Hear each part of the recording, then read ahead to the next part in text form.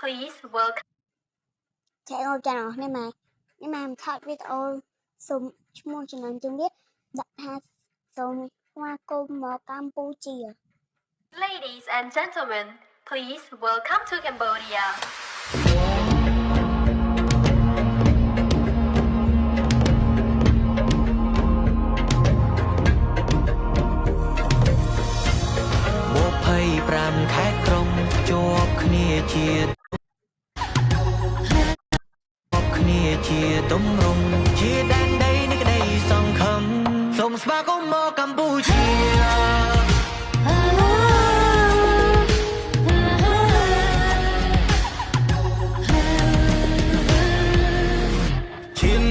Trường bạc to đầy dầu ăn Sông xoa gồm crom chiến sang Pro tên nàng cứ chỉ phải nhiều dừng khăn Bố những thơ nằm ná mò trái Cứ mãi ra khăn trong não vô cái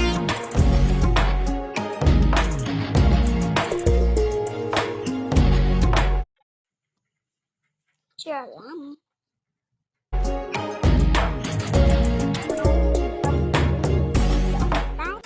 Chiến trường bạc to đầy dầu ăn Sông xoa gồm crom chiến sang Pro tên nàng cứ chỉ phải nhiều dừng khăn Rùa rê ra tên nàng khúc kia Hót tới cái bùa chia môi Lợi dân cho tạo trợ biển vô có nát màu ạ.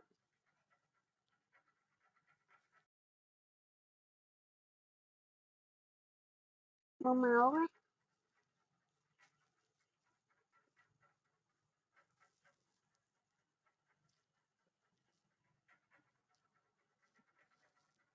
Không vậy rồi. Không phải tin gì. Chưa có.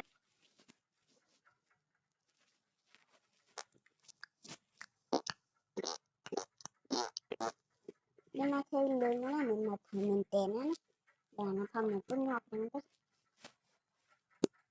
Cái thứ ba đâm máu như là cá rô cho thằng lên cho lên cả nè hay chút nước xong mớ hay côi mớ nè một riết côi tặng cho nó mực hơn mà mực sao hơn chứ hơi đẹp nè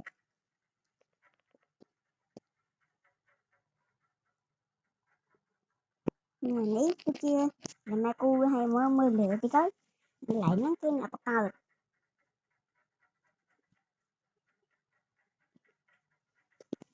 cái trộn lên lại con tình nữa cái chưa mai proแล้วmai trộn có mai trong sạc cùng chắc một cho nè mình xem cắt video xanh đây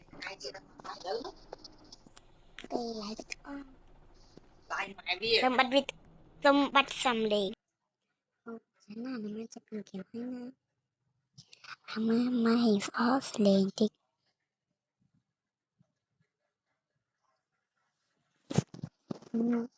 เดินไปเอาที่